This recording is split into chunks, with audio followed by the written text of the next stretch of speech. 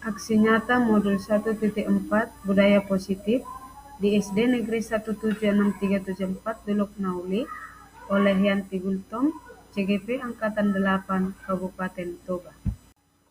Berikut video saya saat membagikan pemahaman tentang budaya positif kepada rekan sejawat di SD Negeri 176374 Dulok Nauli. Selamat sore buat kita semuanya. Selamat sore Bu. Terima kasih. Nah, sebelum kita menjelaskan, kita berdoa menurut agama dan kepercayaan kita masing-masing. Doa dimulai.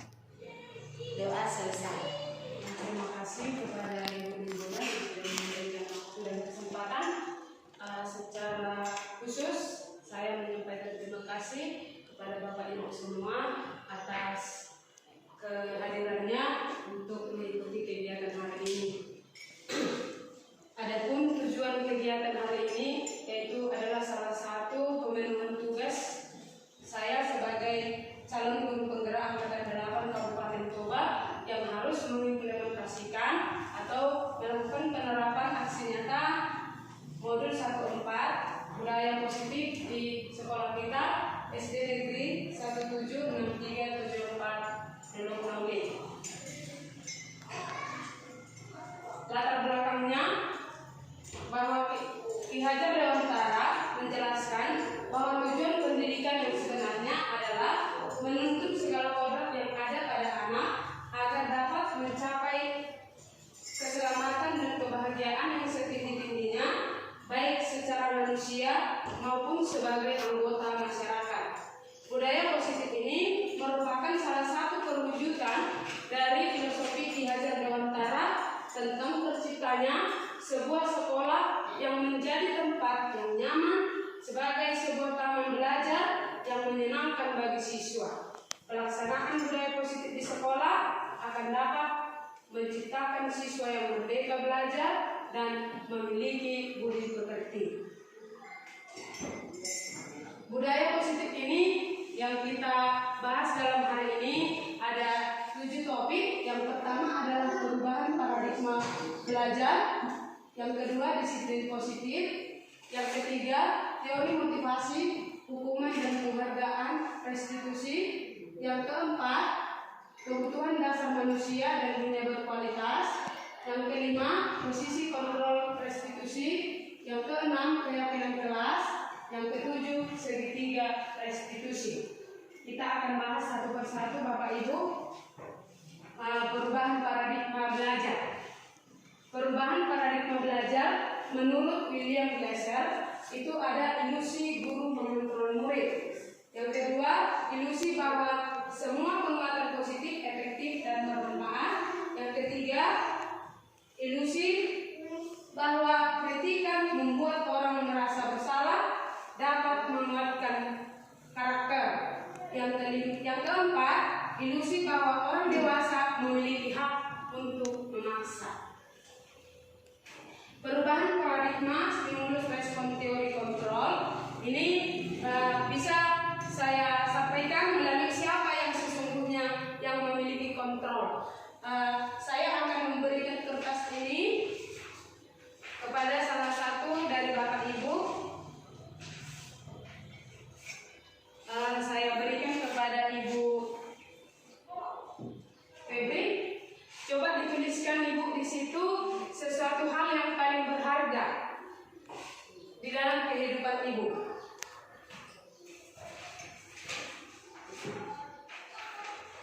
Saya juga akan memberikan kepada Ibu Nenggolan sesuatu hal yang paling berharga di dalam kehidupan ibu-ibu. Oke, silakan dilipat Bapak Ibu, diremas kemudian di kepala dengan tangan-tangannya. Mas, di mana lagi?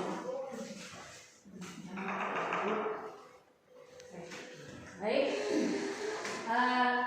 Kemudian saya mau minta tolong meraih Ibu Febri untuk melepaskan benda atau sesuatu yang ada di genggaman Ibu Febri. Rayu Pak. Kemudian Bapak Sirait juga merayu Ibu Nenggolan supaya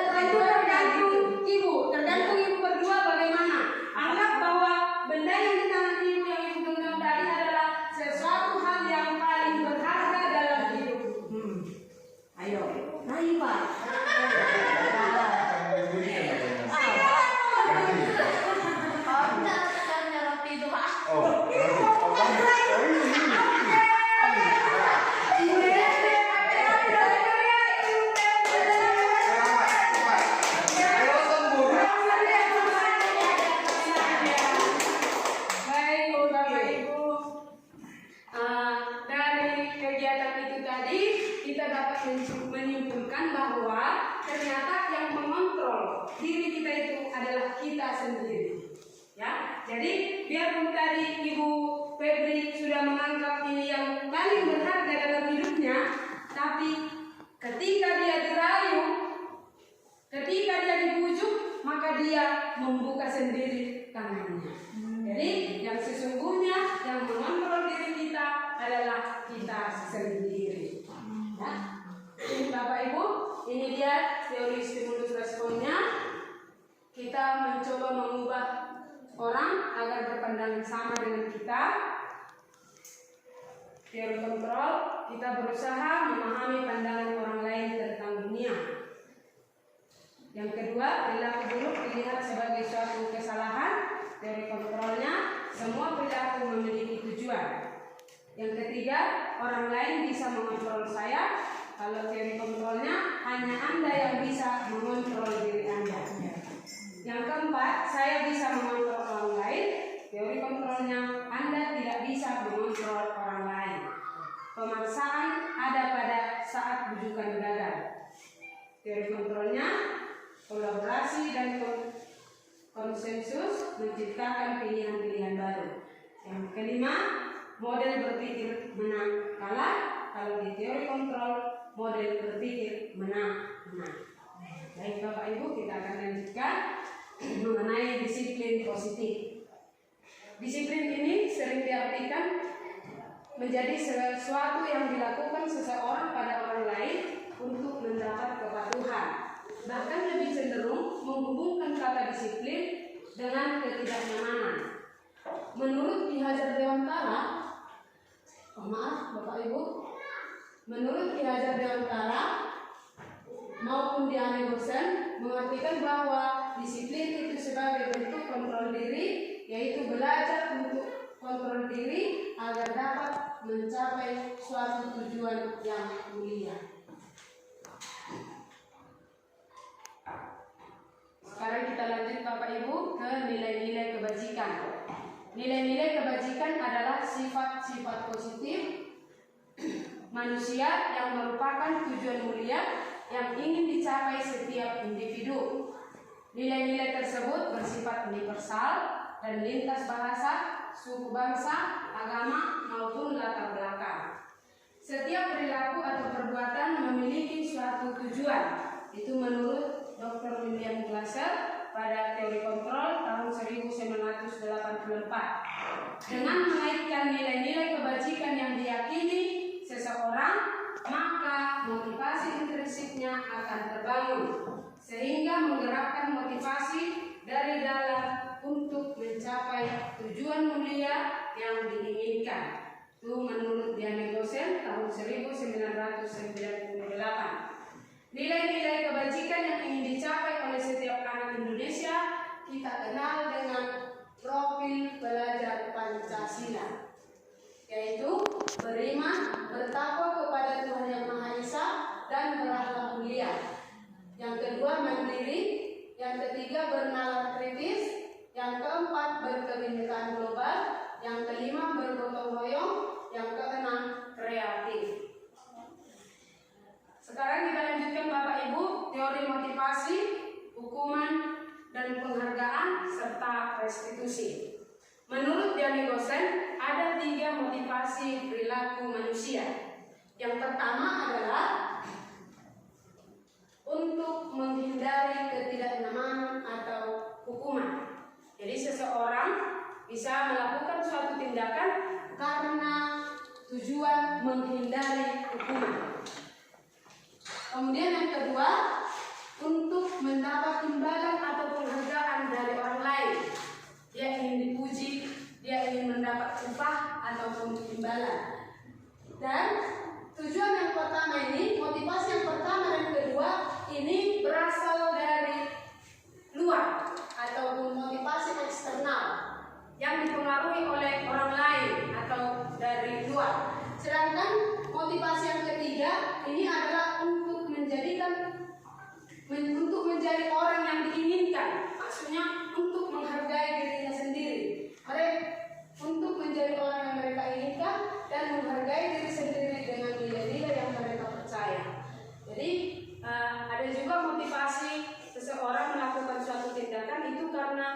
motivasi dari dalam dirinya, dia ingin menjadi seperti apa, sehingga dia melakukan tindakan itu. Maka ini termasuk motivasi internal yang berasal dari dalam diri seseorang. Yang berikutnya Bapak Ibu, kebutuhan dasar manusia. Ada 5 kebutuhan dasar manusia. Yang pertama adalah bertahan hidup. Yang kedua, cinta dan kasih sayang atau kebutuhan untuk diterima dan dihargai. Yang ketiga, penguasaan, yaitu kebutuhan akan pengakuan atas kemampuan dirinya. Yang keempat, kebebasan atau kebutuhan akan pilihan. Yang kelima, kesenangan atau kebutuhan untuk merasa senang. Seluruh tindakan manusia memiliki tujuan tertentu. Untuk memenuhi kebutuhan dasarnya, manusia dapat melakukan berbagai cara, baik itu melakukan tindakan positif maupun yang negatif. Jadi, ketika seorang murid melakukan suatu perbuatan yang bertentangan dengan nilai-nilai kebajikan atau melanggar peraturan, hal itu sebenarnya dikarenakan mereka gagal memenuhi kebutuhan dasar mereka. Jadi perlu kita identifikasi kebutuhan mana yang belum terpenuhi pada anak sehingga dia melakukan kesalahan atau melanggar nilai-nilai kebajikan tersebut. Pemenuhan kebutuhan dasar dalam diagram nampak seperti di layar Bapak Ibu.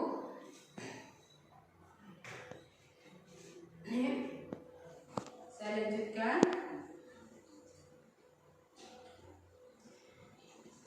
Ini ada ilustrasi mengenai nanti kita atau Bapak Ibu akan mengidentifikasi kebutuhan mana yang belum terpenuhi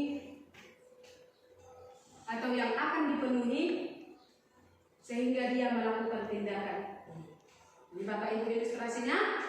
Dinda, seorang anak kelas 3 SD, begitu tiba di rumah sepulang dari sekolah, menangis dan mengadu pada ibunya bahwa dia benci pada Ibu Rani, gurunya.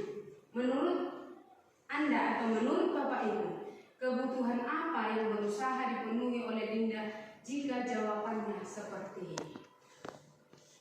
Nah, sampai di rumah dia mengatakan kalimat-kalimat ini kepada ibunya. Ya, satu persatu kita identifikasi ya Bapak Ibu. Saya rasa bisa ini kertas dan dibagi, tuliskan saja nomornya, baru kebutuhan apa yang harus dipenuhi. Oke, supaya lebih memahami maksud kegiatan ini, saya akan mengulang mengenai kebutuhan dasar manusia tadi. Kebutuhan dasar manusia ada 5.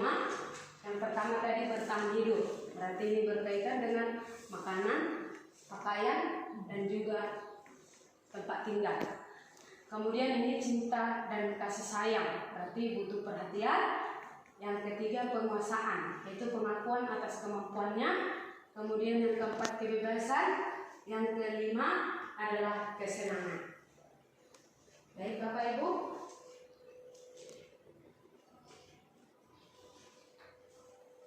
Ilustrasinya tadi, Dinda, seorang anak kelas 3 SD, begitu tiba di rumah sepulang dari sekolah, menangis dan mengadu pada ibunya bahwa dia benci pada Ibu Rani, ibunya. Menurut Bapak Ibu, kebutuhan apa yang berusaha dipenuhi oleh Dinda jika jawabannya kepada ibunya seperti ini? Yang pertama, Ibu guru bilang, aku tidak boleh bersenandung sewaktu mengerjakan tugas. Katanya kelas harus tenang, tidak ada suara. Kan nggak seru jadinya. Nah, berarti kira-kira kebutuhan apa yang ingin dipenuhinya di sini? Kebutuhan untuk dapat diterima gitu. Langsung di kelas kita jawab Bu? Iya. Oh, oke. Kelompok lah Bu, 8 bulan.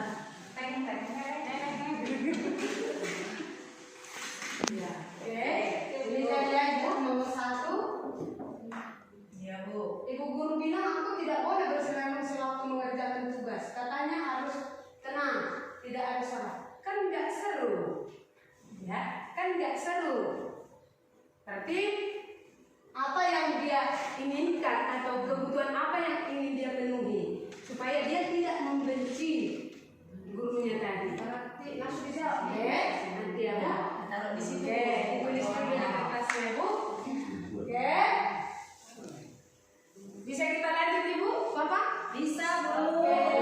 Sekarang kita lanjut ke yang kedua ya Bapak Ibu. Ibu guru tidak menyapa aku hari ini, padahal pakai jepit rambut baru. Oke. Dia sudah pakai jepit rambut yang baru, tapi tidak disapa gurunya. Oke, silakan dituliskan Bapak Ibu. Ya, kebutuhan apa? Oke, nomor 2.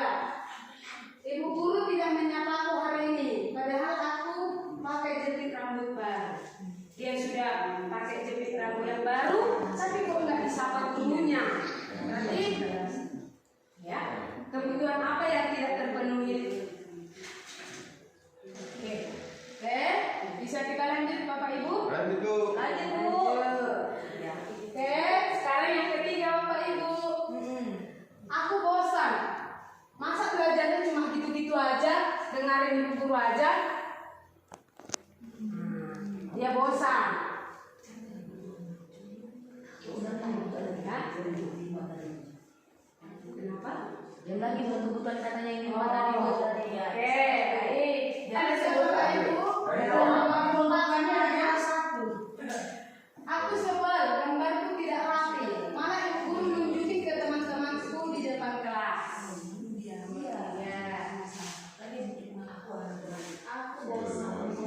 Aku sebel, gambarku tidak rapi. Malah ibu guru nunjukin ke teman-temanku di depan kelas.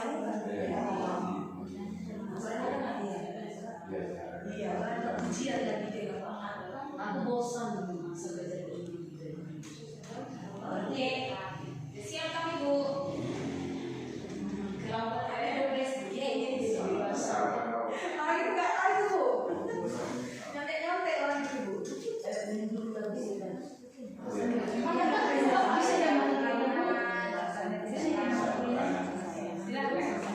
Bisa, tapi jangan dia pakai selai ya. Oke, baik Bapak Ibu sudah. Ya. Oke, baik Bapak Ibu. Kita lanjut Bapak Ibu. Bagaimana dengan teman-teman saya? Serius sekali kelompok. Oke, baik Bapak Ibu, kita akan membahas. Oke. Ibu guru bilang aku tidak boleh bersenang sewaktu mengerjakan tugas. Katanya tenang, tidak ada suara. Kan tidak seru. Kan juga bebas seru. Berarti dia nggak senang. Itu Berarti dia kebebasan. bebas. Kan nggak seru. Punya kemampuan katanya untuk bersenang. Harus ada dong kemampuan dari gurunya juga. Pengakuan, tapi berarti kan biasa. Kebutuhan untuk itu harus ada dong itu. Ada jawabannya apa kebiasaan? Kan masih ada dasar. Nyontek di kelas komputer. Ya, ini dulu. Saya banyak memang kekuasaan. Kami satu yang mau kebiasaan. Iya. Kan nggak seru. Iya, kan nggak seru. Berarti kebebasan kan Bu? Jawaban yang adalah kesenangan. Oh dia harus senang, karena nggak seru. Dia harus senang. Oh, berarti apa yang seru? Berarti yang dia Udah sempat kan bikin kesenangan.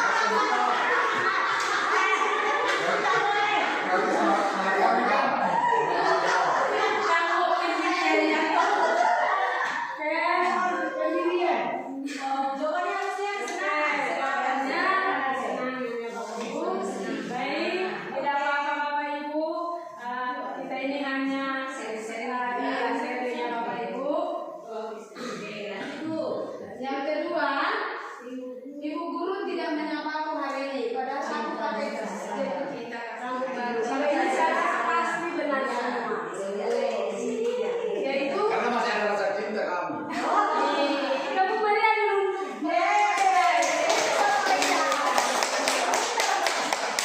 Ada cinta dia. Iya, jawabannya Pak Sirait benar dan yang lain juga jawabannya benar bahwa si Dinda di sini membutuhkan cinta dan kasih sayang. Oke, kita lanjut Bapak Ibu untuk nomor 3. Aku bosan, belajarnya cuma gitu-gitu aja, dengan ibu guru aja. Kebebasan. Bosan. Kebebasan. Bosan. Berarti bebas. Bebas. Bebas.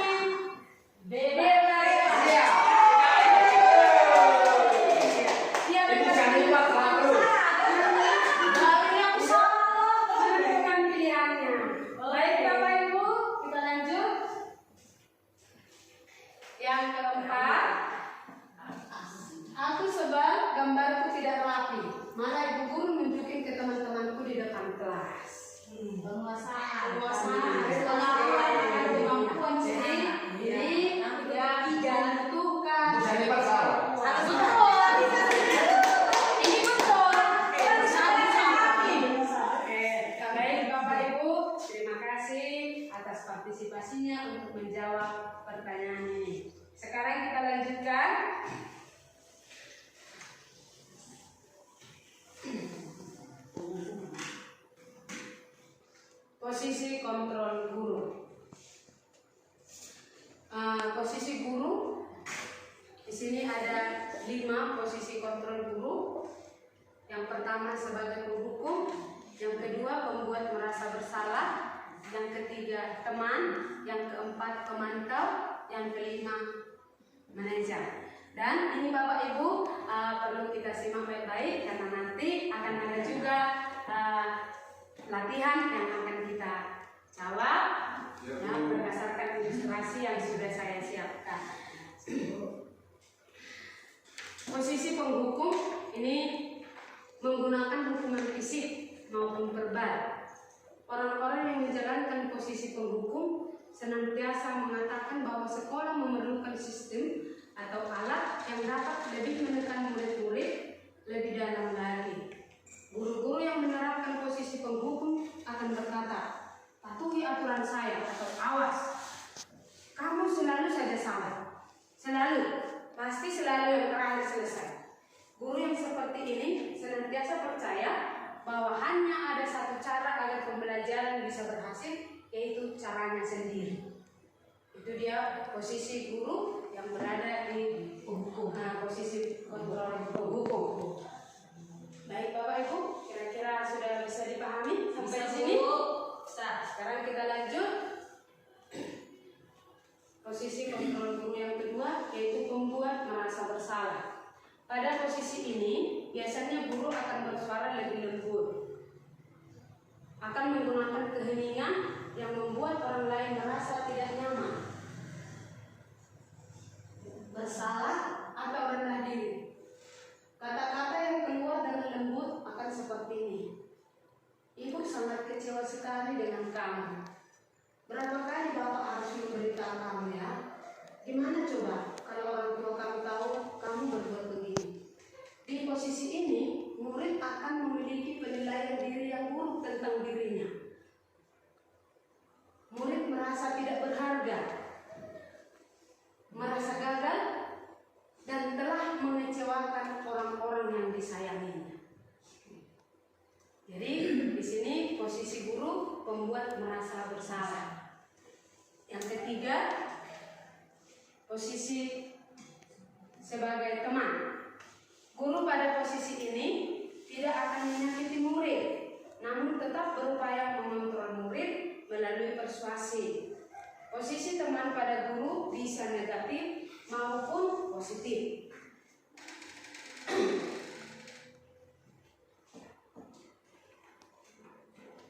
Positif di sini berupa hubungan baik yang terjalin antara guru dengan murid. Misalnya kita merasa dekat sehingga kita dianggap sebagai sahabatnya. Itu di sesi positifnya.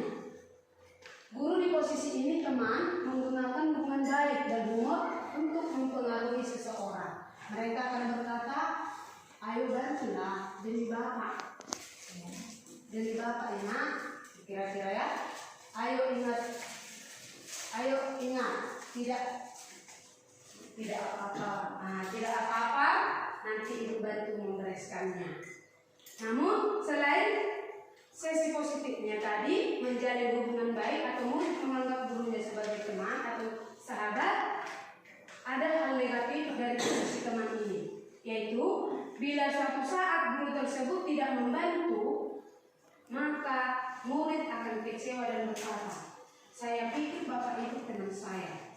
Murid merasa kecewa dan tidak mau lagi berusaha karena guru yang menjadi temannya tadi tidak ada di sampingnya. Kira-kira seperti itu.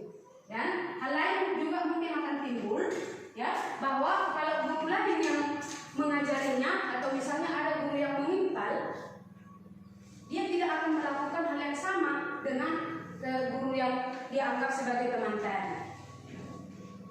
Kira-kira seperti itu negatifnya. Mereka akan tergantung pada guru tersebut.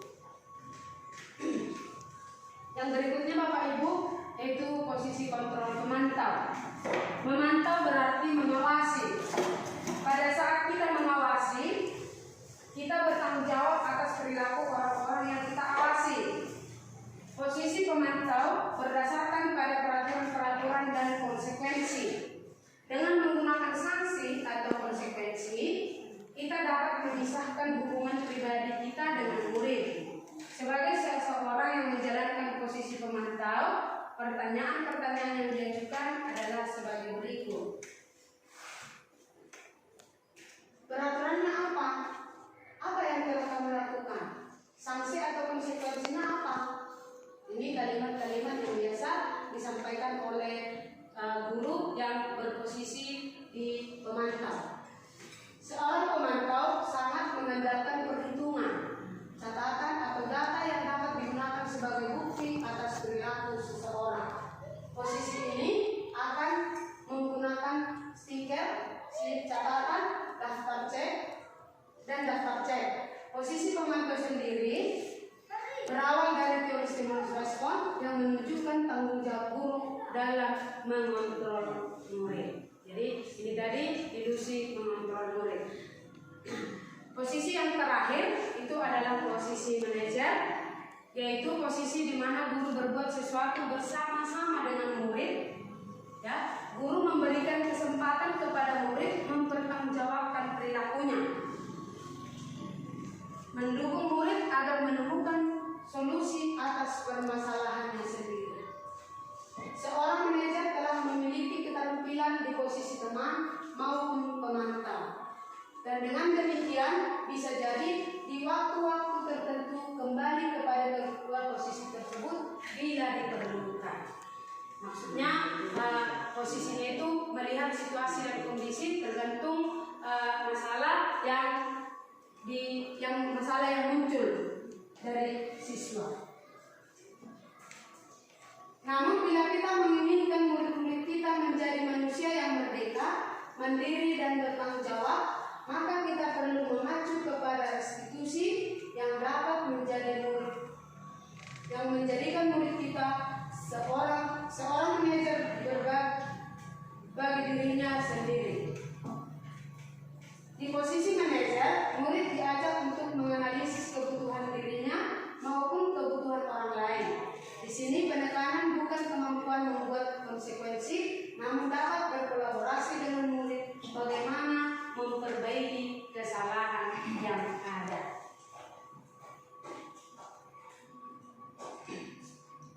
Tujuan akhir dari 5 posisi kontrol ini adalah seorang guru harus mencapai posisi manajer, di mana posisi inilah murid dapat menjadi pribadi yang mandiri, merdeka dan bertanggung jawab atas segala perilaku dan sikapnya yang pada akhirnya dapat menciptakan lingkungan yang positif, nyaman dan aman. Kira-kira sampai di sini mengenai 5 posisi kontrol guru sudah bisa dipahami Bapak Ibu? Sudah Bu. Baik Bapak Ibu, kita lanjutkan mengenai keyakinan kelas. Menurut Gosen tahun 1998, suatu keyakinan akan lebih memotivasi seseorang dari dalam, itu tadi motivasi internal atau memotivasi secara intrinsik. Seseorang akan lebih tergerak dan semangat untuk menjalankan keyakinannya daripada hanya sekedar mengikuti serangkaian peraturan. Murid-murid pun demikian. Mereka perlu mendengarkan dan mendalami tentang suatu keyakinan daripada hanya mendengarkan peraturan-peraturan yang mengatur mereka harus berlaku begini atau begitu. Pembentukan keyakinan kelas, ada beberapa hal yang perlu diperhatikan, yaitu keyakinan kelas bersifat lebih abstrak daripada peraturan yang lebih rinci dan konkret. Keyakinan kelas berupa pernyataan-pernyataan yang universal. Keyakinan kelas merupakan senantiasa dibuat dalam bentuk positif, artinya tidak menggunakan kata-kata tidak. Ya. Jadi menggunakan kalimat-kalimat yang positif, Bapak Ibu.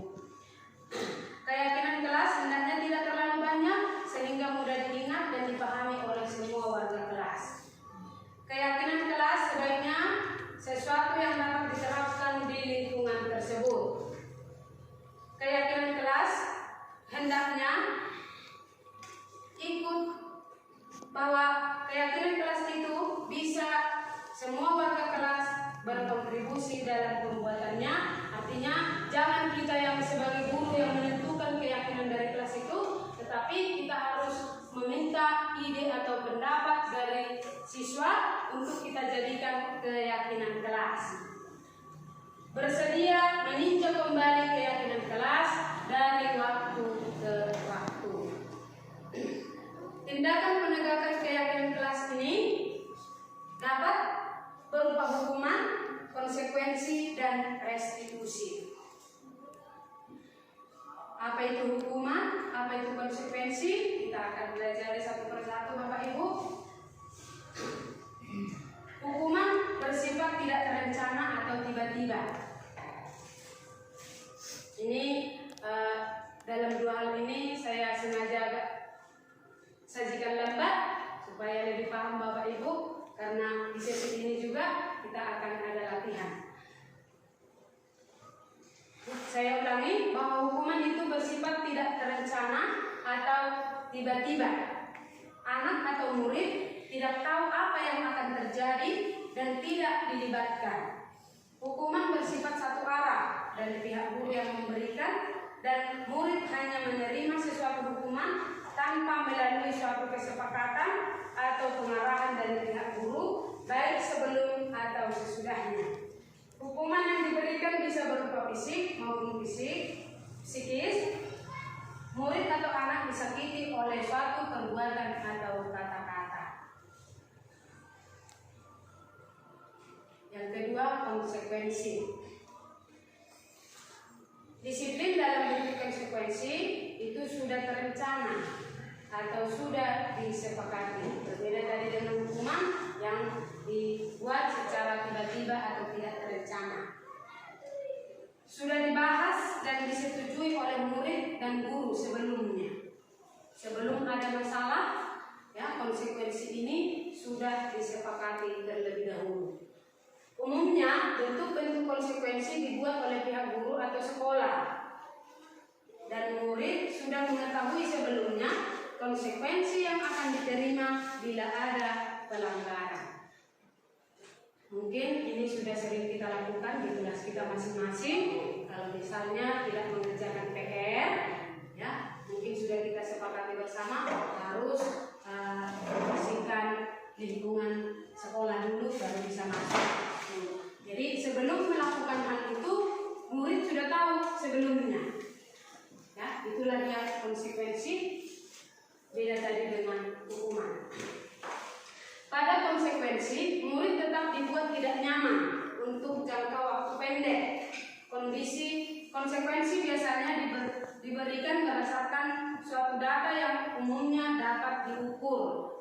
Misalnya, setelah 3 kali tugasnya tidak diselesaikan pada batas waktu yang diberikan, atau murid melakukan kegiatan di luar kegiatan pembelajaran, misalnya mengobrol, maka murid tersebut akan kehilangan waktu bermain dan harus menyelesaikan tugas karena ketertinggalannya. Peraturan dan konsekuensi yang mengikuti ini sudah diketahui sebelumnya oleh murid. Sikap guru di sini senantiasa memonitor murid. Sebelum lanjut ke restitusi, maka kita tadi sudah belajar tentang hukuman dan konsekuensi. Maka kita latihan dulu Bapak Ibu mengenai hukuman dan konsekuensi. Di sini ada beberapa tindakan guru yang akan kita identifikasi apakah tindakan guru ini atau penegakan disiplin ini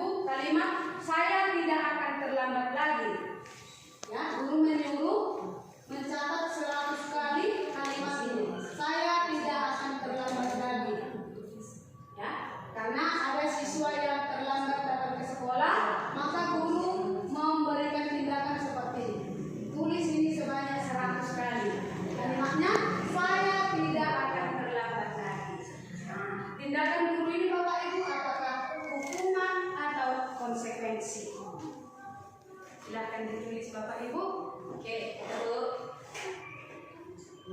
Next. Oke, terima kasih.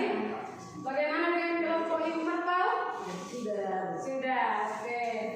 Sekarang kita lanjut yang kedua ya Bapak Ibu. Ya, Bu.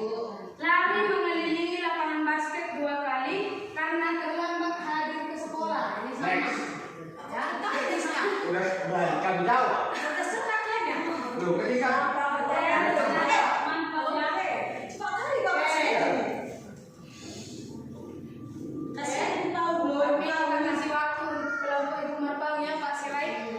Oke.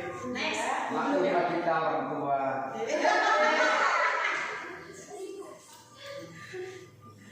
Apa tidak bisa nanti orang mau rasa ibu itu katanya. Sudah? Oke, lanjut ke nomor 3 Bapak Ibu. Murid diminta untuk push up 15 kali karena tidak menggunakan masker ke sekolah. Ya, Bu. Udah siap, Ibu. Udahlah, Bu, tahu. Next. Kamu hukumnya Ibu. Jangan Pak kecil-kecil ya. Sudah? Oke. Tumben. Salah atau benar pokoknya sudah. Yes. Benar ya. Aku siapin paling tidak tahu ya. Bagaimana yang bisa Pak? Next. Ya, jadi ibu guru menyuruh menggantinya. Nah, bagaimana tindakan gurunya ini? Penegakan keyakinan kelasnya, apakah berupa hukuman, berupa konsekuensi. Ya. Oke, kita lanjut ya Bapak Ibu. Membersihkan tumpahan air di meja tulis karena tersenggol pada saat belajar. Berarti ini dia tidak sengaja ya membuat tumpah air di meja tulis.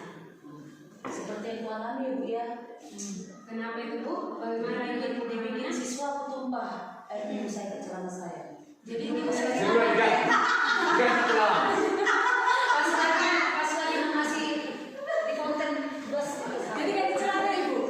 Sampai kering baru. Basah sampai semua. Airnya diganti. Oh, murid Oke, mungkin kamu misalnya meja ibu atau buku ibu yang basah karena tindakan si siswa, mungkin dia akan membersihkannya. Nah, namun karena celana ibu, jadi mungkin dia merasa segan karena juga kita kaitkan juga dengan pelecehan. Kita takutnya pelecehan seperti itu kan Ibu? Iya. Baik Bapak Ibu, kita lanjutkan. Yang ke salah menggunakan sepatu Bapak Ibu. Ya, yang seharusnya sepatu hitam dia menggunakan sepatu warna lain, maka guru menyuruh siswa tersebut untuk tidak menggunakan sepatu seharian. Lebih baik nggak usah pakai sepatu. Nah, karena telah melakukan pelanggaran terhadap keyakinan kita. Itu bajunya yang nggak dia.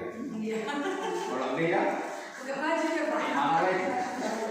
Nampak kan Ibu olahraga ya? Oke. Ibu langsung mengerti ya tadi. Oke, baik. Ya, baik. Ini Ibu nggak tahu, murid disuruh untuk tidak memakai sepatu seharian. Sepatunya nggak hitam. Ya, karena tidak mengenakan sepatu hitam. Nah, dia mau salah memakai sepatu yang seharusnya memakai hitam, mungkin dipakainya sepatu jalan-jalan. Jadi tindakan gurunya menyuruh lebih baik nggak usah pakai sepatu seharian. Nah, iya, pakai sepatu seharian selama pembelajaran. Nah, jadi bagaimana penegakan keyakinan kelas itu? Apakah berupa hukuman atau konsekuensi? Itu dia Ibu. Oke, bisa kita lanjut Ibu? Baik, terima kasih. Yang terakhir,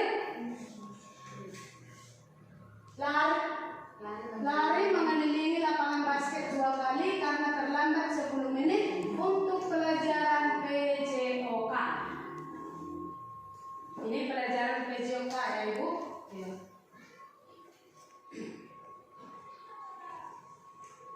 Apa guru olahraga belum kita tahu? Iya.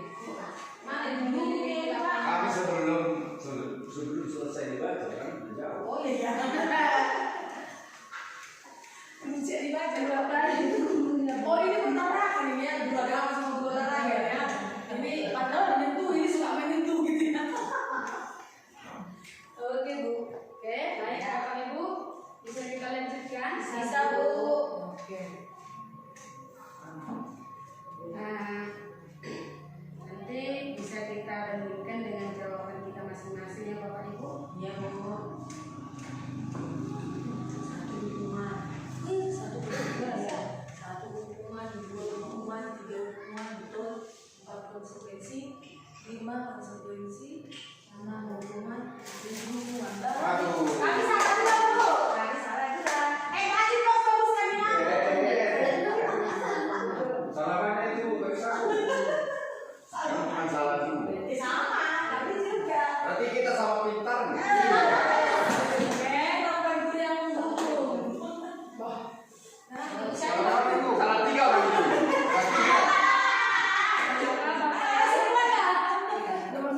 Bisa nih Pak, bisa nih Pak. Oh, udah semua kami. Oh, iya.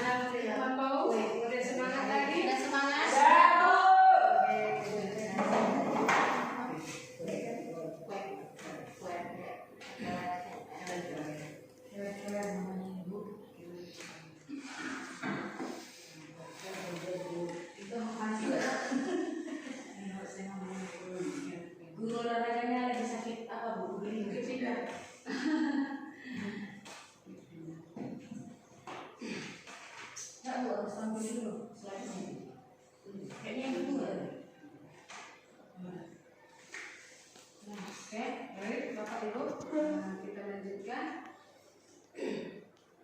Tadi penegakan disiplin keyakinan kelas ada 3, yaitu hukuman, konsekuensi, dan restitusi. Mengenai hukuman dan konsekuensi sudah kita pahami bersama.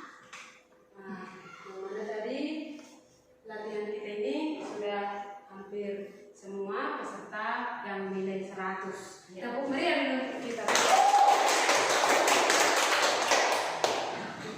Baik, kita akan lanjutkan Bapak Ibu mengenai restitusi. Restitusi adalah proses menciptakan kondisi bagi murid untuk memperbaiki kesalahan mereka sehingga mereka bisa kembali pada kelompok mereka dengan karakter yang lebih kuat. Itu menurut dosen tahun 2004. Restitusi juga adalah proses kolaborasi yang mengajarkan murid untuk mencari solusi atas masalah dan membantu murid berpikir tentang orang seperti apa yang mereka inginkan dan bagaimana mereka harus memperlakukan orang lain. Itu pengertian restitusi menurut Jason Gosen tahun 1995.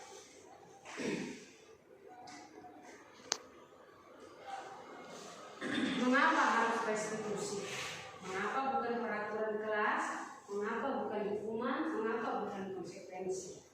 Ya, restitusi itu mencari kebutuhan dasar yang mendasari tindakan. Yang kedua, restitusi diri adalah cara yang paling baik.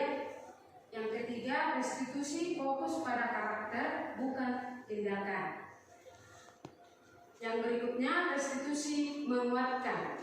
Yang kelima, restitusi fokus pada solusi. Restitusi mengembalikan murid yang berbuat salah pada kelompoknya.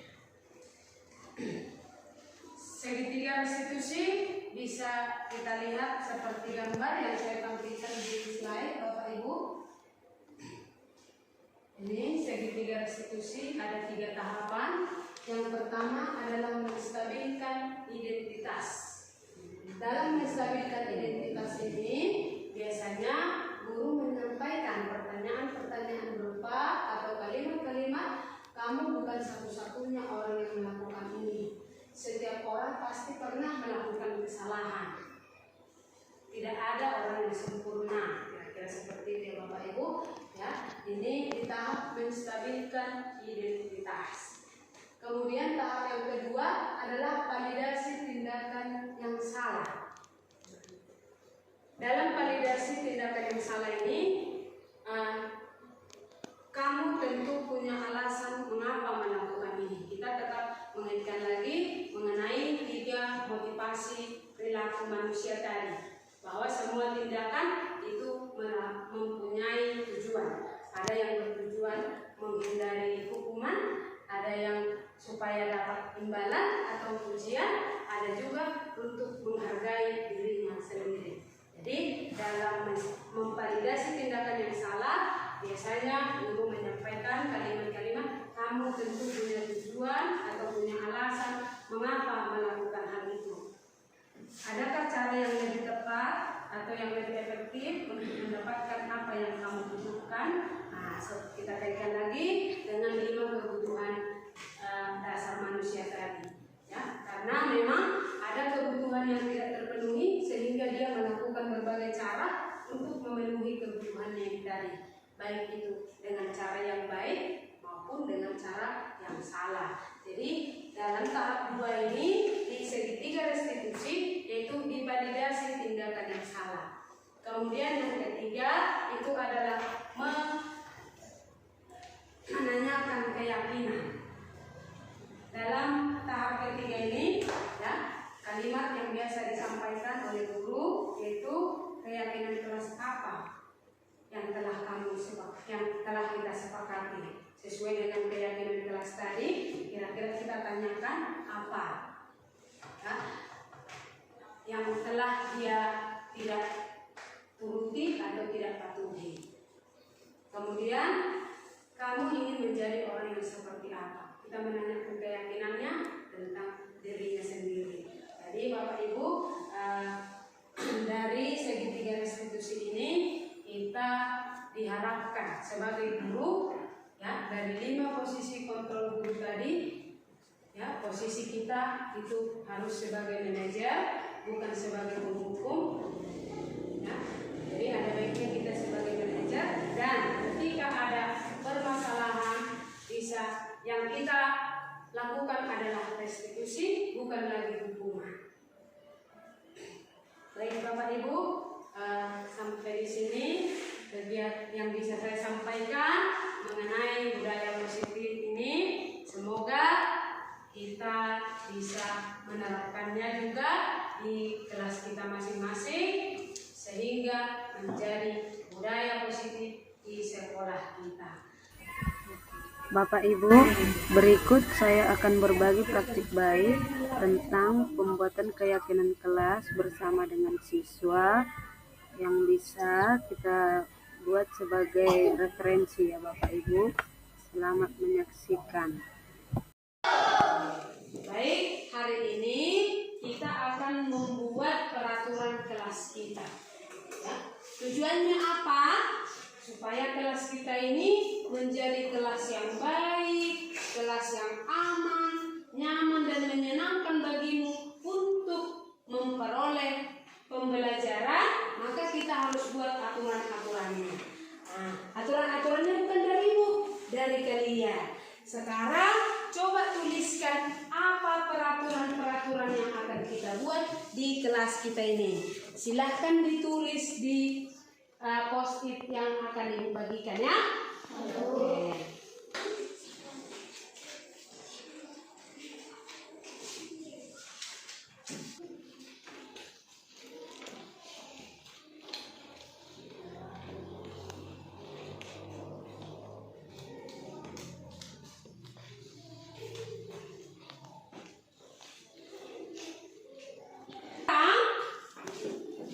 Coba tempelkan apa yang sudah kamu tuliskan di post-it, tempelkan kemana?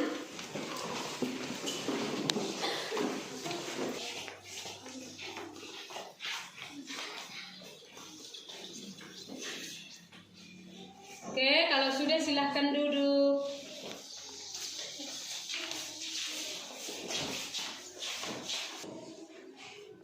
Baik, peraturan-peraturan dari kalian sudah ditempelkan kemarin. Ibu minta bantuan satu orang, si Diandra, untuk membacakannya. Ayo nak, silakan. Mengerjakan PR yang diberikan guru. Mengerjakan PR yang diberikan guru. Selalu kompak. Selalu Datang ke sekolah tepat waktu. datang tepat waktu. Tidak boleh membawa botol berkemasan plastik.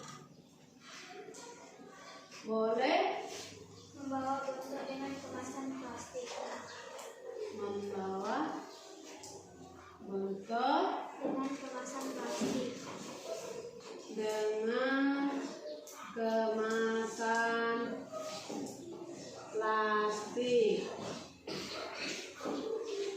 Tidak boleh menghina teman dengan menyebut nama orang tuanya. Tidak boleh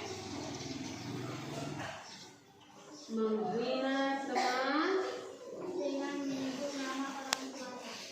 dengan menyebut nama orang tuanya. Tidak boleh berkata kotor. Tidak boleh berkata kotor. Oke. Baik anak-anak, ini tadi peraturan kelas yang sudah kita buat bersama. Namun, Ibu lihat di sini masih ada kata-kata yang negatif. Sekarang kita ganti dulu kata-kata yang negatif ini menjadi kata-kata yang positif. Maksudnya apa, Bu? Kata yang negatif, kata yang kurang baik. Nah, sudah? Baik. Kalau yang nomor 1, ya, yang akan kita buat jadi keyakinan kelas bisa? Bisa kan? Bisa. Oke, ini. Baru yang kedua, ini selalu kompak. Sudah menjadi kata positif atau negatif? Positif. Oke, berarti nggak usah kita ganti. Kemudian nomor 3, apakah ini kata positif dan negatif? Berarti tidak perlu diganti. Yang perlu diganti yang mana? Sekarang kita ubah dulu kata yang negatif ini menjadi positif. Tidak boleh membawa puntuk dengan kemasan plastik. Bagaimana supaya dia menjadi kalimat yang positif, nak? Membawa puntuk tanpa kemasan plastik. Oke, kita ganti ya. Membawa bekal tanpa kemasan plastik. Oke, ini yang nomor 5.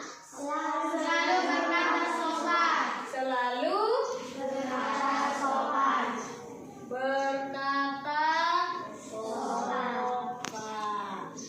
Kalau ibu lihat nomor 5 juga hampir sama dengan nomor 6 hampir sama dengan nomor 5. Jadi udah merangkum ini ya, Nak ya? Oke, baik.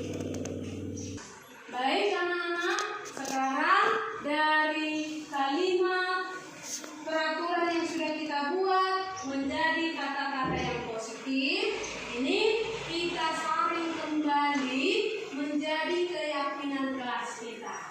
Ya, yang mana yang menjadi keyakinan kelas kita sekarang? Oke, coba. Datang tepat waktu. Datang tepat waktu. Oke.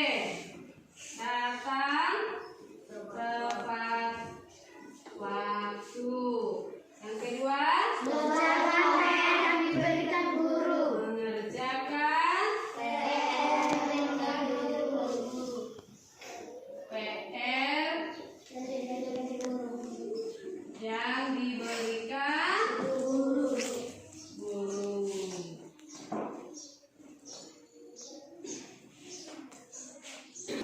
Jadi anak-anak yang menjadi keyakinan kelas kita, ya, yang pertama datang tepat waktu, kedua mengerjakan PR yang diberikan guru, yang ketiga selalu kompak, yang keempat berpakaian rapi, selalu berkata sopan. Sekarang bisakah kalian melakukan ini, nak? Bisa. Dari keyakinan kelas yang sudah kita buat bersama, maka kita harus bertanggung jawab dalam melakukannya supaya kelas kita menjadi kelas yang baik, kelas yang aman, nyaman, dan kalian menyenangkan di dalam mengikuti pembelajaran. Saya juga akan berbagi praktik baik mengenai restitusi yang sudah saya buat ke siswa.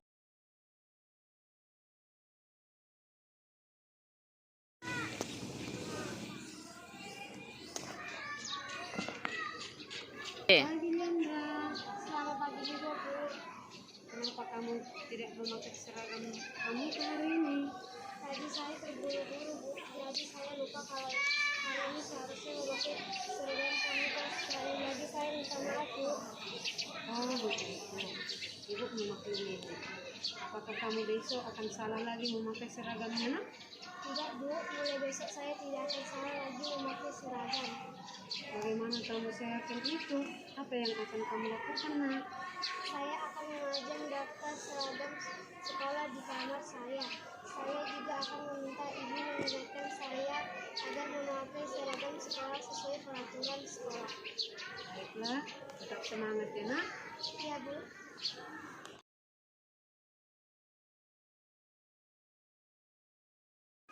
Selamat pagi, Bunda Hari. Silakan duduk. Apakah kamu tahu kenapa kamu panggil hari ini? Silakan duduk berkaca. Nak.